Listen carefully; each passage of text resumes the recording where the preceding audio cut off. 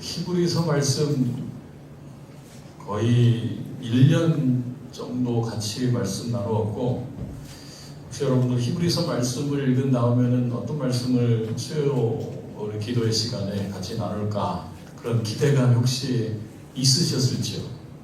좀 있으시면 더 좋았겠다 생각을 합니다. 히브리서를 봤기 때문에 다음 성경으로는 구약 성경의 한 부분을 같이 공부하면 어떨까 생각을 좀 가졌고요.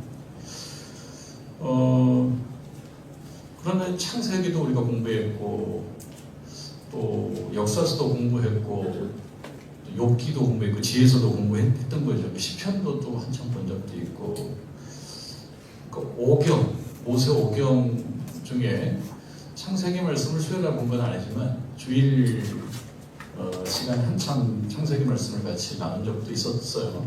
그리고 수요 기도회 때 욥기를 오래전에 한 적도 있었고, 또 시편을 주일날 오래 공부한 적도 있었고,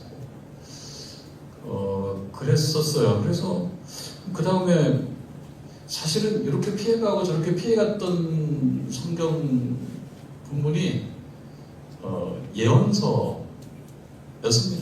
예언서는 좀 피해갔습니다. 그동안 우리가 뭐 예레미야도 보고 이사야도 보고 중간중간에 조금씩 봤었지만, 성경 하나를 택해가지고 예언서 말씀을 쭉 읽으면서 그 맥락과 그 이야기를 추적해가는 시간을 가지는 못했는데, 결국은 예언서 말씀도 한번 우리가 공부를 하는 게 좋겠다 이런 생각을 했습니다. 저에게도 좀 유익할 수도 있고 여러분들에게도 유익할 수도 있지만 좀 지루할 수도 있는 그런 예언서 말씀. 그 중에서도 이사야 말씀 너무 길고, 또 분량으로 얘기하면 예레미야가 제일 길다고 그래요. 66장, 52장. 에스겔도 무척 길기도 하고 그 안에 환상도 많이 나오고 조금 복잡해요. 그래서 계시록 말씀 같기도 하고 묵시록도 많이 나오고 난이도가 좀 높은 말씀들이고, 그렇다고 해서 요나서 말씀 넉 장짜리라든지 하박국 석 장짜리라든지 이렇게 볼 때 또 너무 빨리 끝나고, 그래서 저 나름대로는 고민을 했습니다. 그 중에 선택한 본문이 아모스 말씀인데, 길이는 한 9장 정도 되어 있지만 그래도 이 아모스서는 문서 예언자로, 그러니까 문서 예언자라고 하면은 자기 이름이 붙어있는 예언서예요. 자기 이름이 붙어있는 예언서. 우리 성경 말씀에 나오는 예언서는 다 문서 예언자인데, 그 문서 예언자 중에서 신학자들이 따질 때 아모스서가 제일 형이다 이렇게 보는 거예요. 분량으로 얘기하면 이사야, 예레미야가 크지만 시기적으로 볼 때 주전 8세기 중엽 정도 되거든요. 시기적으로 볼 때 가장 앞선다라고 보는 겁니다. 앞선다. 그래서 이 아모스서를 문서 예언자의 예언 문집으로 볼 때 가장 앞선다라고 해서 좀 그런 점에 있어서 좀 중요합니다. 그래서 예언서의 입문을 하면서 아모스서 말씀을 보는 것도 좋겠다 이런 생각을 했어요. 근데 아모스서는 여러분들 좀 약간 선입견이 있을 수가 있습니다. 아모스서 하면은 아모스서 5장 24절 말씀이 매우 유명한 말씀이거든요. 제가 읽어드리면, 오직 정의를 물같이 공의를, 예전에는 하수같이 그랬는데 공의를 마르지 않는 강같이 흐르게 할지어다. 오직 정의를 물같이 공의를 마르지 않는 강같이 흐르게 할지어다. 이 말씀이 이 한국의 현대사에도 많이 읽히고, 또 이 말씀을 중심으로 모이고 또 외치고 그랬던 말씀입니다. 정의와 공의라고 하는 것이 만약 부족한 시대다라고 느낄수록 이 말씀은 진가를 발합니다. 이 말씀이 지금 자리하고 있는 이 성경 속의 본문의 자리, 이거는 우리가 사실 잘 공부를 안 하니까 모르는데, 성경 속의 자리가 아니고 오늘날 이 시대에 살아가는 삶의 자리에서 정의와 공의가 매우 부족하다고 느꼈던 시대에는 이 말씀이 등장했었습니다. 대한민국의 예를 들면 유신시대라든지 또는 80년대 어, 정치 투쟁이 많았던 그런 시대라든지 뭐 이런 시대에는 이 말씀이 아주 참 중요하게 선택돼서 읽혔던 말씀이어서 매우 상징적인 말씀이니까 이 아모스 5장 24절을 중심으로 한 이 아모스서는 대한민국의 정의와 공의가 조금 실종된 아쉬운 이런 시대에 많이 읽혔던 거예요. 아모스 전체가.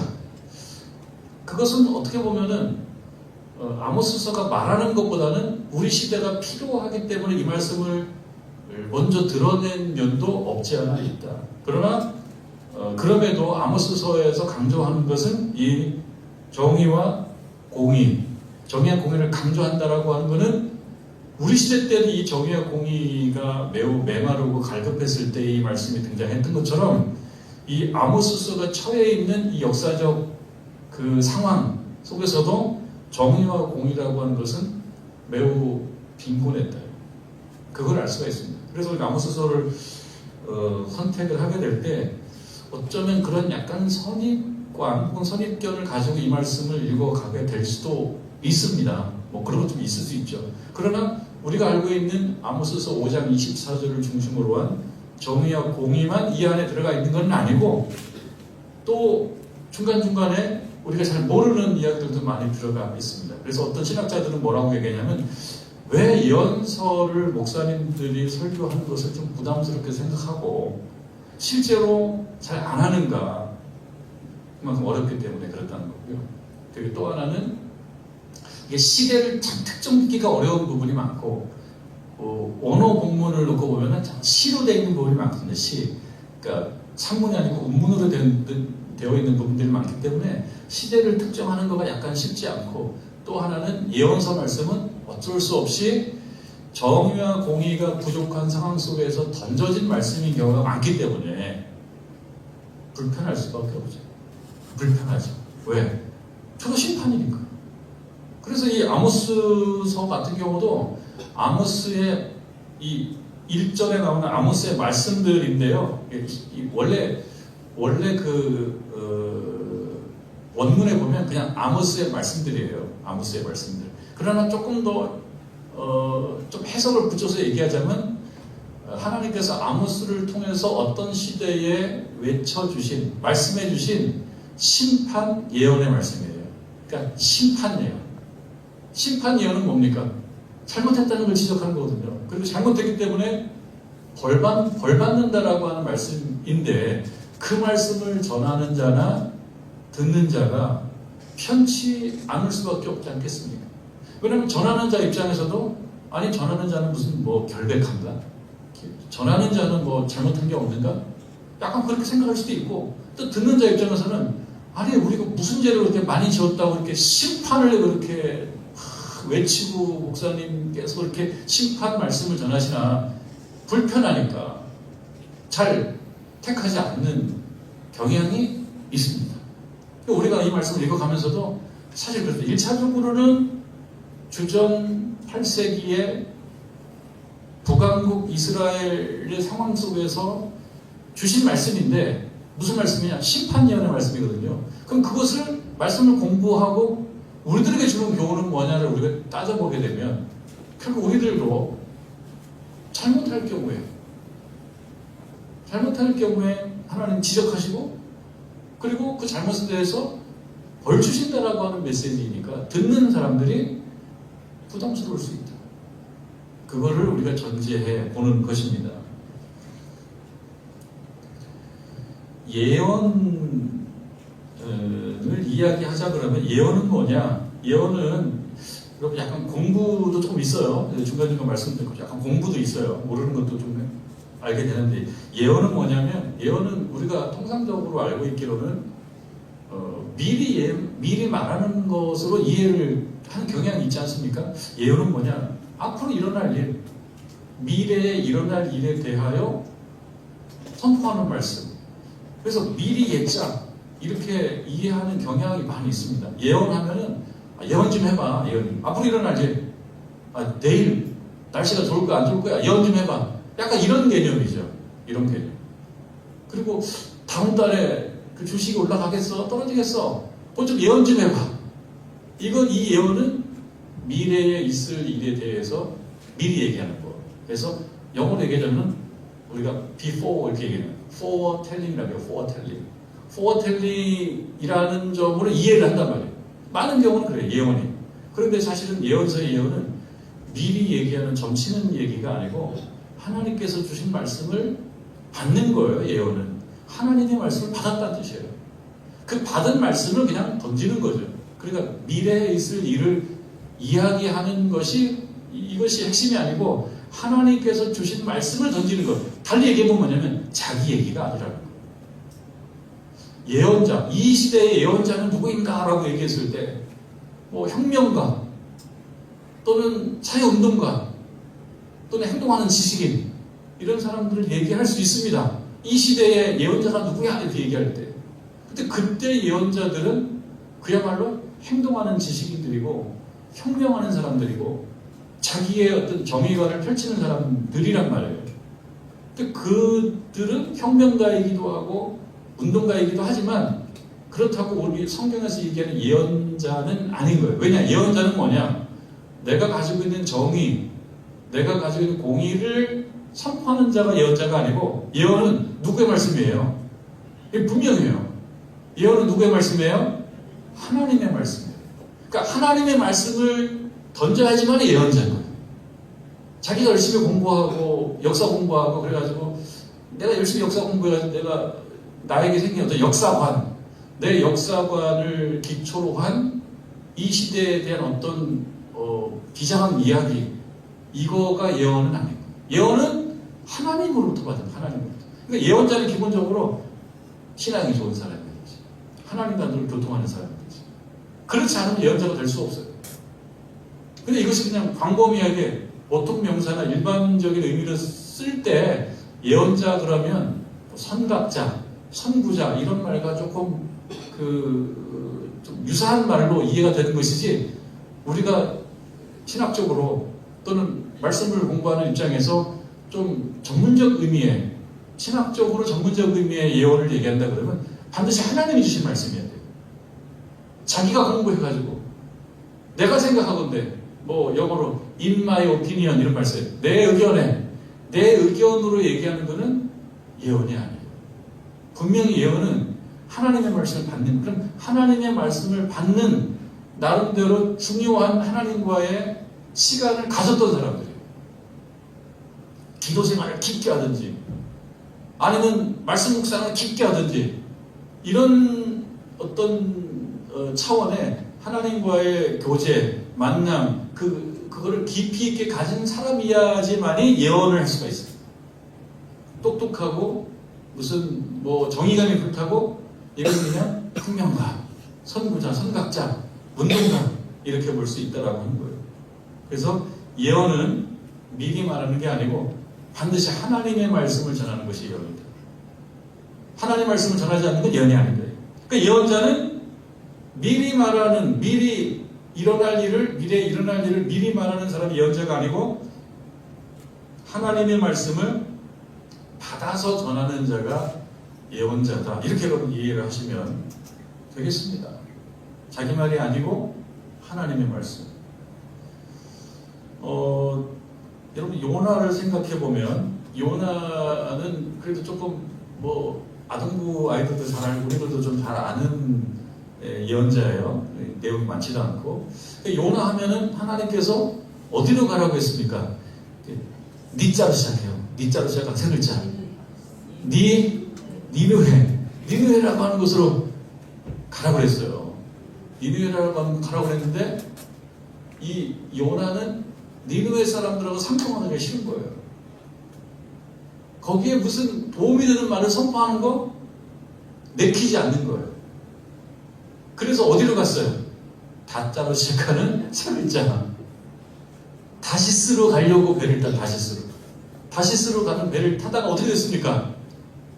바다에 풍당은 아니고 풍덩 빠져가지고.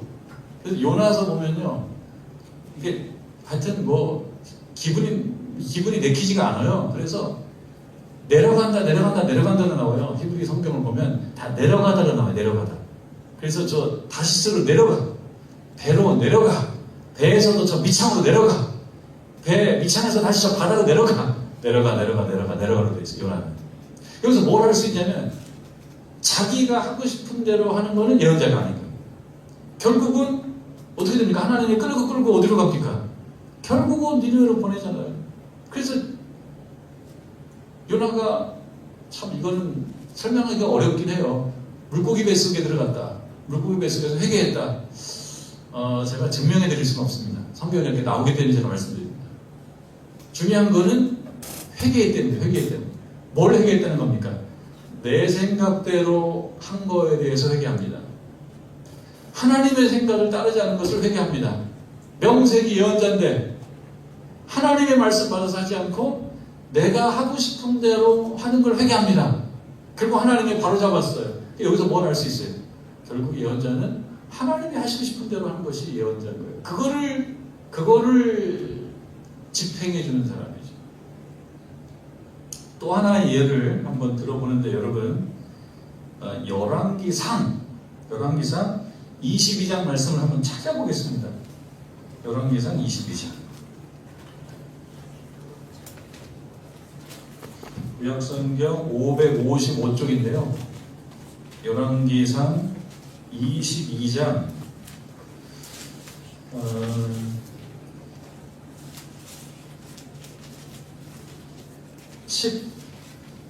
18절부터 23절까지 한번 읽어볼 텐데 이 내용은 뭐냐면 앞부분에 조금 나와요.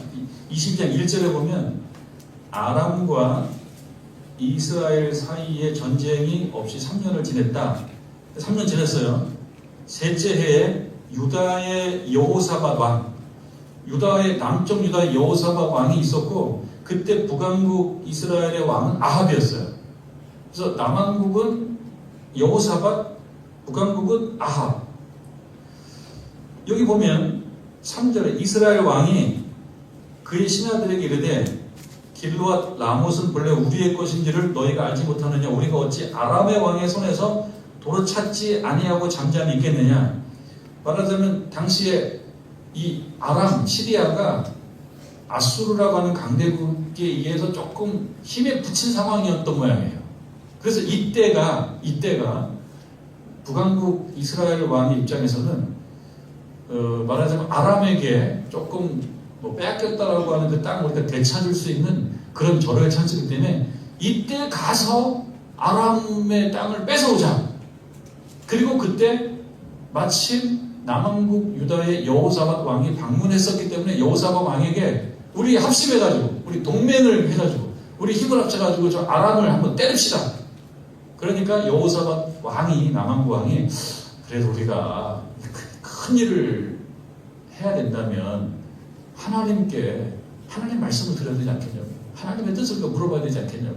여기 이 북왕국 이스라엘에 예언자들이 많이 있지 않냐고. 예언자는 누굽니까? 하나님 말씀을 받은 자가 예언자라고 그랬죠.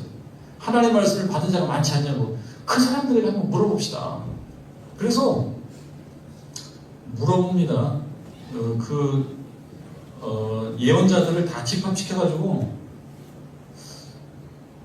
그게 이제 5절에 나오는 말씀. 여호사밧이 이스라엘 왕에게 이르되 청하건대 먼저 여호와의 말씀이 어떠한지 물어보소서 이렇게 얘기하고 그 다음에 예언자들을 데려다가 예언을 시켜요. 그때 그 예언자들이 문제 없으니까 올라가셔서 싸우십시오. 하나님께서 그거를 이 땅을 왕에게 줄 겁니다. 그렇게 얘기해요. 그러니까 여호사밧 왕이 혹시 다른 선지자가 있나요? 여러분 6절에 보면 이스라엘 왕이 선지자 400명쯤 모으고 400명쯤 모으고 예언을 했는데 이 400명의 예언자들이 아예 올라가서 싸우시라고. 문제 없을 거라고. 하나님이 이 땅 줄 거라고. 그러니까 지금 여호사밧 왕이 혹시 다른 예언자는 없나요? 라고 얘기를 해요. 근데 다른 예언자가 있었어요. 근데 아합 왕이 볼 때 마음에 안 드는 예언자예요. 왜? 예언할 때마다 마음에 안 드는 예언을 해왔어요. 그래서 사실은 제껴 예언자가 한 명 있어요. 그러니까 이렇게 얘기하니까 할 수 없이 얘기합니다. 있긴 하다고. 한 명 더 있긴 하다고. 그게 여기 보면 8절에 22장 8절에 이스라엘의 왕이 여호사밧 왕에게 이르되 아직 이물라의 아들 미가야라고 하는 예언자 한 사람이 있긴 있다. 그로 말미암아 여호와께 물을 수가 있다. 그런데 이 친구는 항상 내 마음에 안 드는 예언만 한다. 그래서 여러분 여기 보면 8절에 내게 대하여 길한 일은 예언을 안 하고, 여기 재밌죠? 좋은 얘기는 말 안 하고 맨날 이 친구는 나쁜 말만 해. 흉한 일만 예언하기로 내가 그를 미워한다. 누굴 미워합니까? 이 아합 왕이 이물라의 아들 미가야를 미워해요. 그래서 안 시켜 예언을. 마음에 안 드는 얘기만 하니까. 그래서 400명 시켜서 예언했더니 올라가 싸우시오. 하나님께서 이 땅을 주실 거라고. 그렇게 예언을 했는데 여호사밧이 사람 또 다른 예언자 없냐고. 그래서 이제 이 미가야가 등장을 한 겁니다. 그러면서 이제 말하자면 아합 왕이 예언 똑바로 하라고. 똑바로 예언하시라. 예언 한번 해보시오. 그래서 이 미가야가 예언을 합니다. 미가야가. 그게 18절 우리가 한번 읽어볼 건데 18절 19절부터 23절까지 한번 저와 같이 한번 교독을 한번 해보시겠습니다. 이스라엘의 왕이 여호사밧 왕에게 이르되 저 사람이 내게 대하여 길한 것을 예언하지 아니하고 흉한 것을 예언하겠다고 당신에게 말씀하지 아니하였나이까.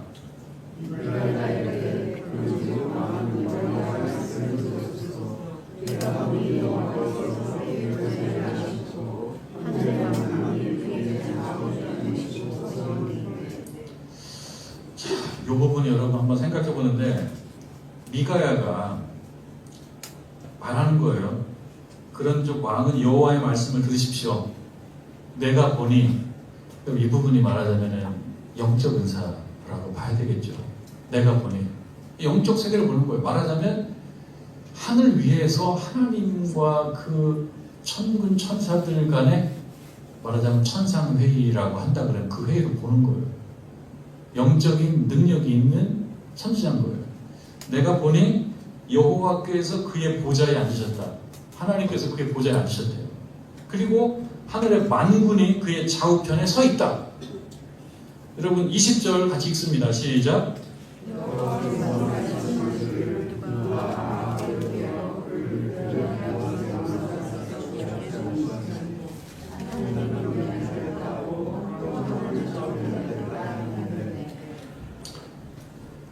천상의 상황을 지금 보고 있습니다. 하나님께서 말씀하시기를 누가 아합을 길랏 라못으로 올라가서 죽게 할고. 그러니까 이 아합은 하나님께 미운 털이 엄청 박혀 있어요. 이 말씀 전에 아합은 하나님으로부터 미움을 받고 미운 짓을 참 많이 한 사람이 아합이에요. 그래서 아합은 지금 벌받을 직전이야. 벌받을 직전. 하나님은 그런 뜻을 갖고 계시는데 그것이 지금 드러나 있지 않아요. 그런데 이 미가야를 통해서 그게 드러나요. 미가야라고 하는 예언자를 통해서 이게 드러나요. 하나님께서 지금 내가 영적으로 상황을 보니 아합 당신에 대해서 하나님이 이런 계획을 갖고 계시다. 깜짝 놀랄 계획이죠. 지금 그런 상황이에요. 그러니까 21절에 제가 읽습니다. 한 영이 나와 여호와 앞에 서서 말하되 내가 그를 꾀겠나이다. 22절 시작.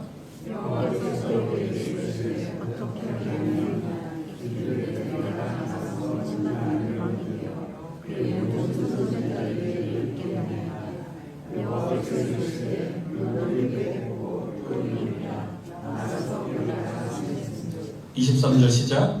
이제 여호와께서 거짓말하는 영을 왕의 이 모든 선지자 입에 넣으셨고 또 여호와께서 왕에게 대하여 화를 말씀하셨나이다. 미가야가 이 얘기를 하는 거죠. 이제 여호와께서 거짓말하는 영을 왕의 이 모든 선지자 입에 넣었다. 그러니까 400여 명의 선지자들이 예언을 했어요. 근데 예언을 했는데 누구 말을 예언했냐면 거짓말하는 영의 말을 받아서 그걸로 예언한 거예요. 예언이라고 하는 것은 하나님께서 주신 말씀을 받아서 그 말씀을 던져주는 것이 예언인데 지금 이 400명은 예언자라고는 해요. 예언자들이에요. 400여 명의 예언자가 있는데 이 예언자들은 하나님이 주신 말씀을 받아서 던지는 게 아니라 누구 말을요? 거짓 영, 거짓말하는 영의 말을 받아서 던지다 그러니까 이 예언자들은 말하자면 무슨 예언자입니까? 예언자라고 할 수 있습니까? 예언자가 아니죠. 예언자라고 얘기한다면 무슨 예언자입니까? 거짓 예언자죠. 거짓 예언자. 예언자는 그런 것이라는 거죠. 그런데 미가야는 이렇게 하고 나중에 그 다른 이 400명의 예언자 중에 한 사람한테 또 아주 모욕을 당하고 또 수치를 당해요. 왜 그렇습니까? 하나님 말씀을 받아가지고 전했더니만 그것이 자기 마음에 안 든다고 벌을 주고 때리고 가두고 이런 일들이 벌어지더라는 거예요. 예언자는 이미 유명한 경우도 있습니다. 그런데 알려지지 않은 사람도 있기 때문에 알려지지 않은 사람도 있습니다. 아모스 같은 경우는요, 알려졌다고 볼 수가 없어요. 우리가 오늘 읽은 말씀 아모스서에 보면 아모스는 목자다, 목자. 1장 1절에 목자예요. 근데 이 예언자는 알려지지 않았기 때문에 이 말이 권위가 없을 수도 있습니다. 근데 권위도 없는데 하나님의 말을 받아서 던지는데 이 말이 심판 예언의 말씀이에요. 그러니까 얼마나 못마땅하겠어요. 마치 미가야가 아합에게 미움받은 것처럼 이 말하자면 이 아모스도 미움을 받지 않겠습니까? 잘 알려져 있지도 않고 그 다음에 또 심판 예언을 할 거거든요. 그러니까 우리가 나중에 아모스서 보면 알겠지만 아모스 7장에 보면 그 거짓 선지자가 나와요. 아마샤라고 하는 말하자면은 그 직업적 종교인이 나타나가지고 나중에 7장에 나옵니다. 그 아모스에게 너는 저기 가가지고 그냥 떡이나 먹어. 이렇게 얘기하는 게 나와요. 너는 떡이나 먹고 그냥 좀 입 좀 다물어. 입 좀 다물어. 좋은 말 할 때. 그 얘기는 뭡니까? 하나님 말씀을 전하는데 이 말씀이 심판 예언이에요. 심판 예언은 뭡니까? 잘못한 걸 지적하는 거거든요. 잘못한 거. 싫어하죠. 그러니까 오늘날에도 왜 예언서를 설교하기가 쉽지 않냐면 잘못한 거를 지적한다는 거예요. 우리 교회도 만약에 예언서를 얘기하면 잘못한 걸 얘기할 수밖에 없어요. 잘못한 걸 얘기하면은 이게 쉽지 않아요. 그러니까 당시에 이런 그 거짓 예언자들도 다 어떤 마음이냐면 좋은 말을 해주는 거예요. 상대방 들어서 좋은 말. 그래야지 좋아요. 무난해요. 나중에 어떻게 되든지 간에. 오늘날 얘기하면은 간신배들이 간신배들. 대통령 주변에 있는데 대통령에게 싫은 얘기하면은 혼나니까 입에 맞는 얘기만 해요. 근데 다 고위 관료들 아닙니까? 월급도 많이 받고 권력도 있고 그런데 그 역할을 못해요. 그렇게 하면은 자기가 힘드니까 혹시 벌 줄까봐 대통령 앞에 못 나타나게 할까봐 얘기를 못하다 보면은 나중에 그게 부패가 돼요. 부패가 되는 거예요. 근데 아까 말하자면 미가야라든지 지금 아모스라든지 이런 경우는 하나님 주신 말씀을 전하는 거예요. 잘못했다고. 그러니까 미운털이 박히죠. 내쫓아라 이렇게 되는 겁니다. 그런 어려움이 있다라고 하는 겁니다. 구체적 상황들이 있습니다. 아모스서 같은 경우는 여로보암 2세의 어떤 나쁜 정치, 여로보암 2세의 나쁜 정치에 대해서 지적을 하게 되니까 이거 예언자 하기가 어렵죠. 이 구체적인 현장 속에서 이거 틀렸다고 구체적으로 얘기를 해야 되니까 어려울 수밖에 없죠. 미움받을 수밖에 없죠. 힘들다는 얘기입니다. 예언자들은 그런 사람들이고요. 그렇게 하나님 말씀, 하나님의 뜻을 전하는 사람들인데 그러다 보니까 하나님의 속성이 예언자들마다 특징적으로 나타납니다. 여러분 우리가 호세아 하면은 뭐 다는 모르지만 호세아도 북왕국 이스라엘에 대한 예언자인데 호세아서 하면은 그런 얘기 있지 않습니까? 그런 얘기 찬양에도 나오는 그 등장인물 있잖아요. 음탕한 저 고멜과 같이 고멜이라고 하는 여성이 남편을 떠나가지고 다른 데 가서 이렇게 막 해요. 근데 그 남편 말하자면 호세아랑 결혼시킨 그 고멜.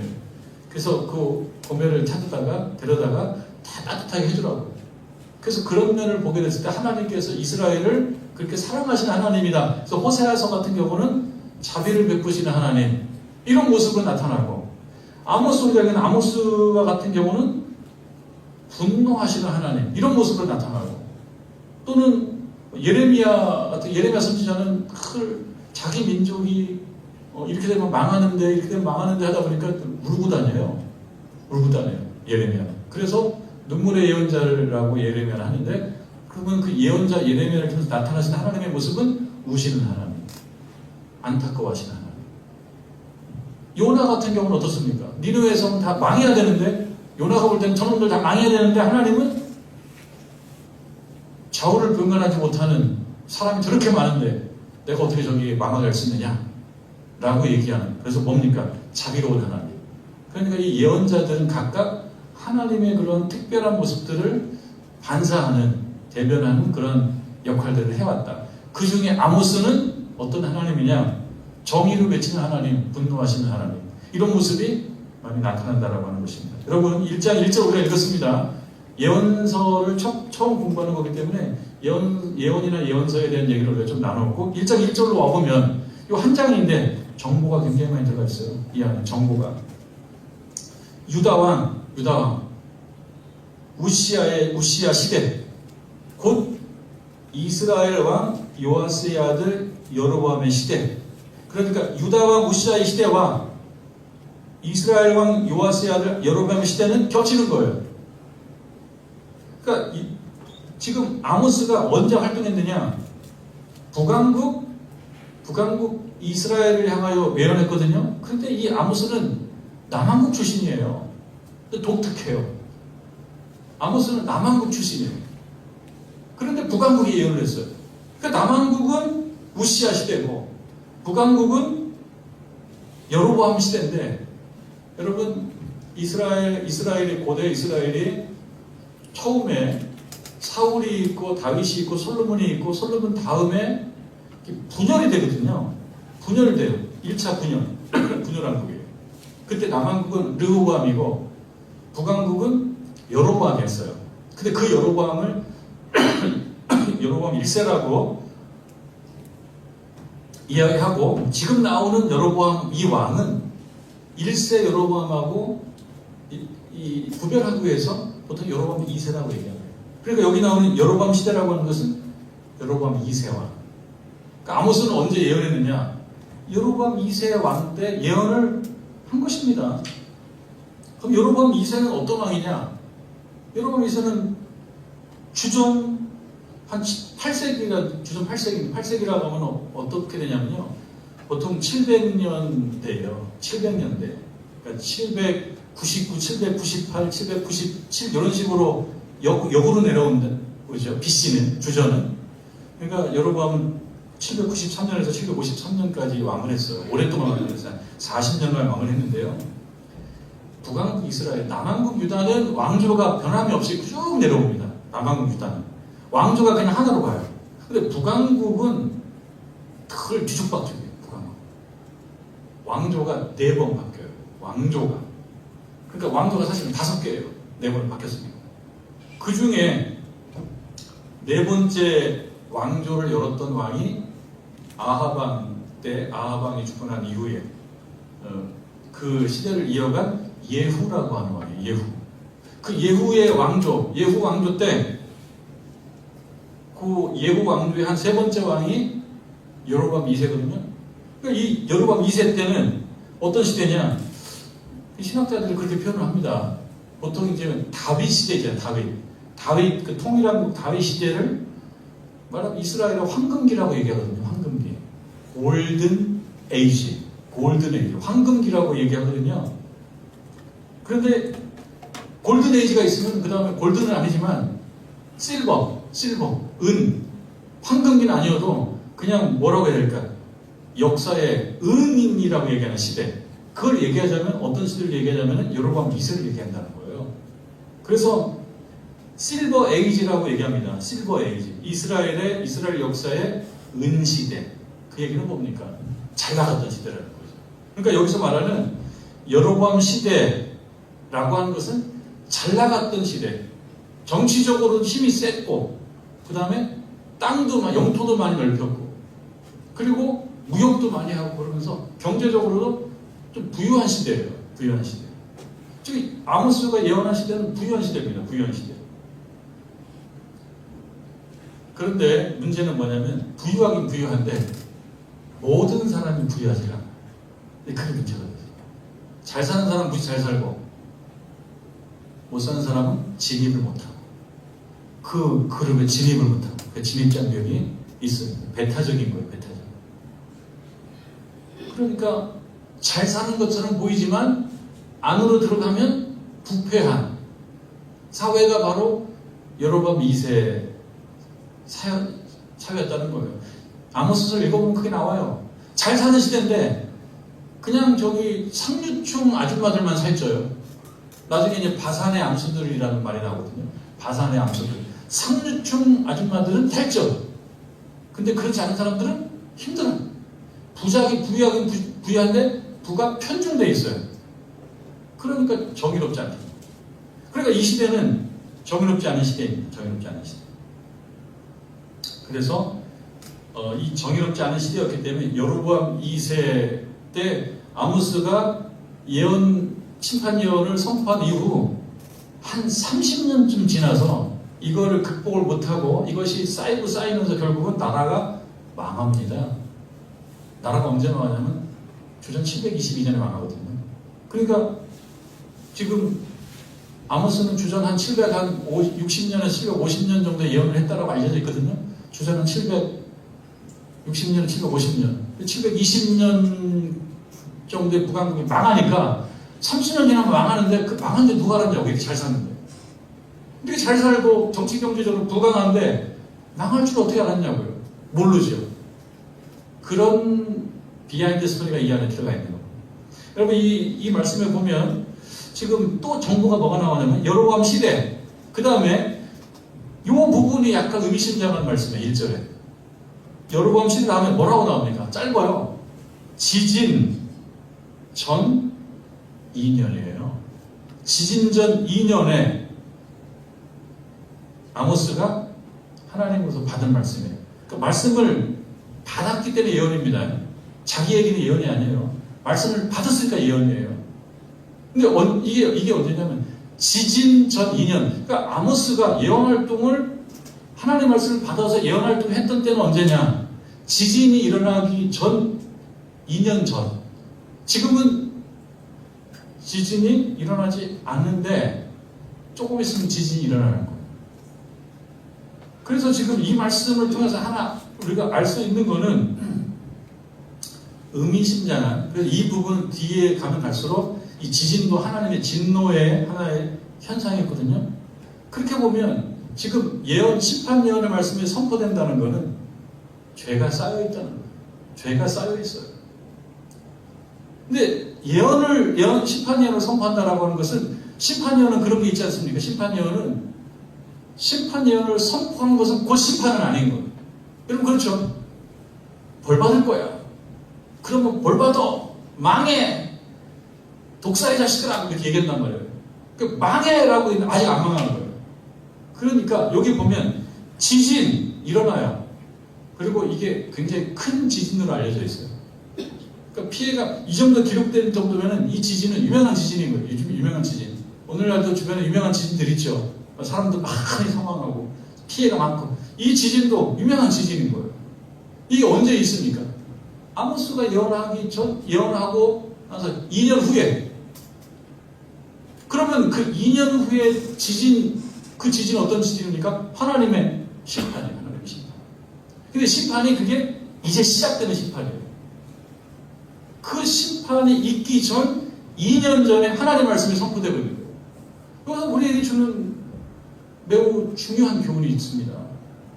말씀이 심판 예언이 선포되고 심판의 시작이, 예를 들면 지진 같은 게 일어나는 그 중간에 2년이라고 하는 세월이 있죠. 2년. 이거는 뭡니까? 사실은 유예된 심판이잖아요. 심판이 아직 안 왔잖아요. 심판 예언은 선포되지만 아직은 안 왔잖아요. 지진만 놓고 보면 아직 2년이라고 하는 유예기간이 있는데 말씀을 선포해도 안 받아줘요. 그러니까 여기서 지진 전이라고 하는 것은 뭘 얘기하는 겁니까? 아모스가 말씀을 받은 시점에서는 지진이라고 하는 것은 아직 일어나지 않았기 때문에 우리가 볼 때는 미래의 일이거든요. 아직 일어나지 않은 거예요. 근데 이것이 문서로 기록된 것을 놓고 볼 때는 지진은 일어났던 거예요. 그러니까 독자가 볼 때는, 성도들이 볼 때는 이걸 뭘 판단할 수 있습니까? 아니, 심판 예언의 말씀 선포할 때 좀 듣지. 하나님께서 그러면 안 된다라고 선포할 때 좀 듣지. 그러면 지진 전 2년이라고 하는 이 말은 맞을 거 아니야.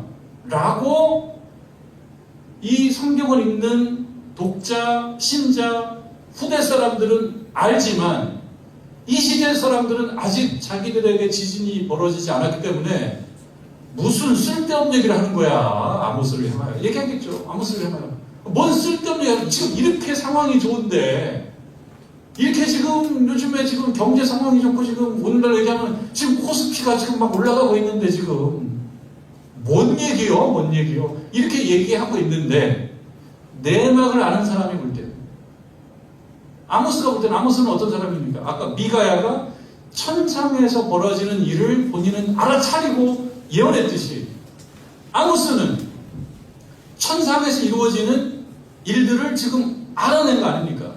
그러니까 그냥 있으면 안 돼. 뭔가 큰 문제 생겨라고 아모스는 얘기하는데 사람들은 뭐라고 얘기합니까?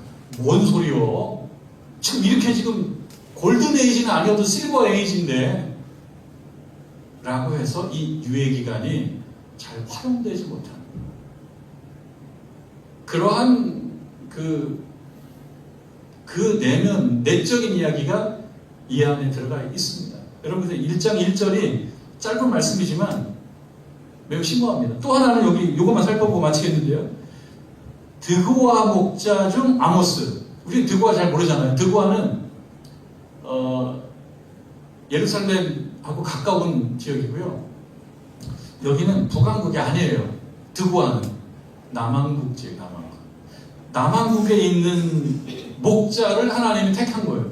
궁금해요. 왜 북왕국을 향해서 심판 예언의 말씀을 선포할 건데 왜 남왕국 사람을 데려다가, 그것도 여기 보면 뭐라고 나옵니까?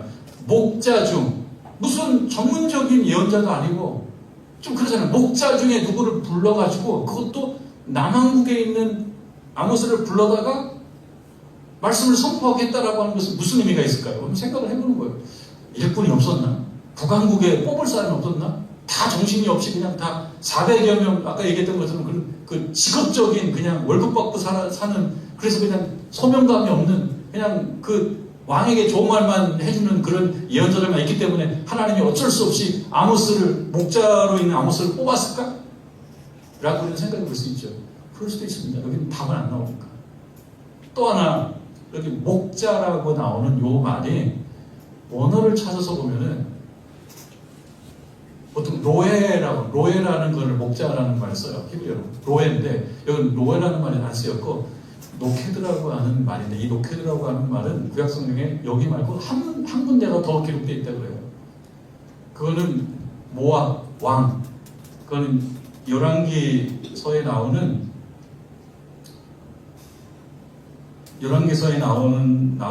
그 모압 왕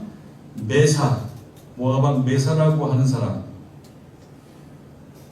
열왕기 하 3장 4절에 나오는 말씀인데, 열왕기 하 3장 4절에 모압 왕 메사를 지칭할 때 여기 사용한 노케드라는 말을 쓰는 걸로 봐서 가난한 목자가 아니고 약간 좀 큰 목자 정도. 지금 얘기하면 약간 좀 기업형.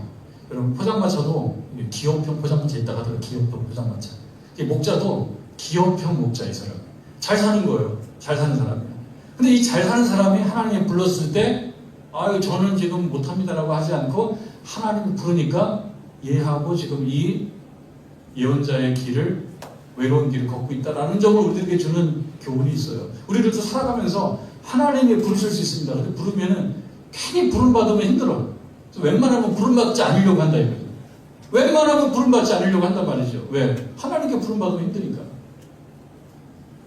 그러나 이 아모스 같은 경우 부름받고 자기의 어떤 좋은 형편 제껴놓고 하나님 부르시는 그 현장에 갔다라는 사실이 우리에게 주는 의미가 크다. 내일도 살고 한 주도 살고 또 한 달을 살 때 하나님께서 여러분 부르시거든요. 나는 안 불러. 절대 안 불러. 이렇게 생각하지 마세요. 난 절대 안 불러. 하나님이.